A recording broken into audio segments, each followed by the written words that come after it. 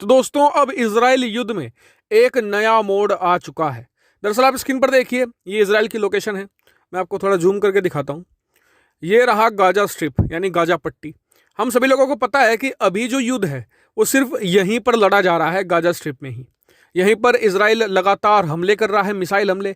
उधर से Gaza strip से ही जो हमास है वो रॉकेट दाग रहा था।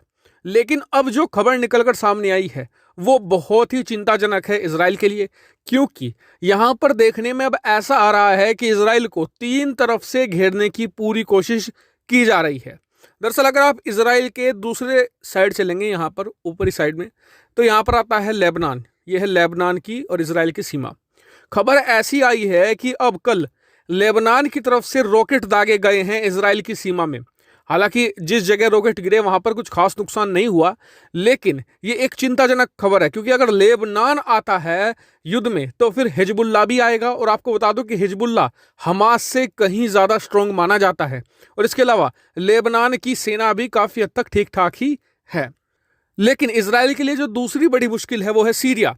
दरअसल अगर आप यहां पर जाएंगे तो आप देखेंगे कि यह है इसराइल की और जो सीरिया की सीमा है।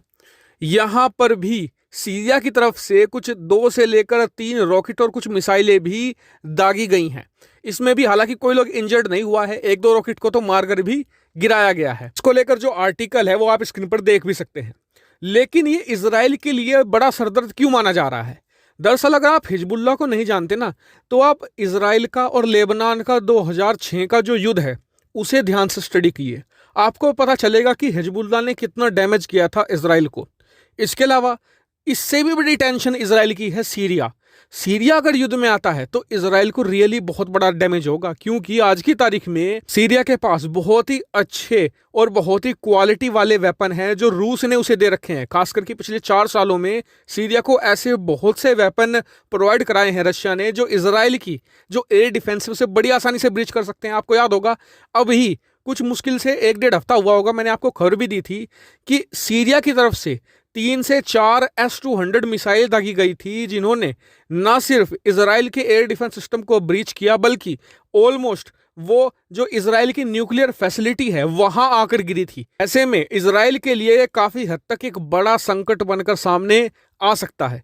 इसके अलावा इजराइल के लिए एक सरदर्द और है। दरअसल आप स्क्रीन पर देखिए, जो ये क्षेत्र है वेस्ट बैंक, यहां पर भी अब प्रदर्शन होने शुरू हो चुके हैं। लोग यहां से जो इजराइल की सीमा है ऑफिशियली वहां तक जा रहे हैं और जो इजराइल के सुरक्षा बल है उन पर पत्थरबाजी कर रहे हैं, ताकि इजराइल पर प्रेशर बने। जो इंटरनेशनल कम्युनिटी है उसकी नजर उस पर जाए। स्क्रीन पर आप देख भी सकते हैं उससे संबंधित आर्टिकल। इसके अलावा इजराइल इस समय जो सबसे ही बड़े संकट से जूझ रहा है वो है उसका घरेलू संकट। अभी भी इजराइल के अंदर बहुत ही बड़े लेवल के जो वॉयलेंस है, जो दंगे हैं वो चालू हैं। स्थिति ऐसी है कि कहीं यहूदी बहुल्य इलाके में कोई अरबी है तो उसे पीटा जाता है, अगर किसी मुस्लिम बहुल इलाके में कोई यहूदी आ जाता है तो उसे पीटा जाता है। तो स्थिति काफी बुरी है और इजराइल के लिए एक काफी बड़े संकट का समय है। इजराइल को अगर इन संकटों से निकलना है तो सबसे पहले जो उसके घरों में दंगे हो रहे हैं इसे ही उसे रोकना होगा। क्योंकि अगर इजराइल कल को युद्ध भी जीत जाता है, लेकिन वो अगर दंगों पर लगाम नहीं लगा पाता है, तो इजराइल अंदरूनी तौर पर ही बहुत ज्यादा कमजोर, बहुत ही ज्यादा बर्बाद हो जाएगा।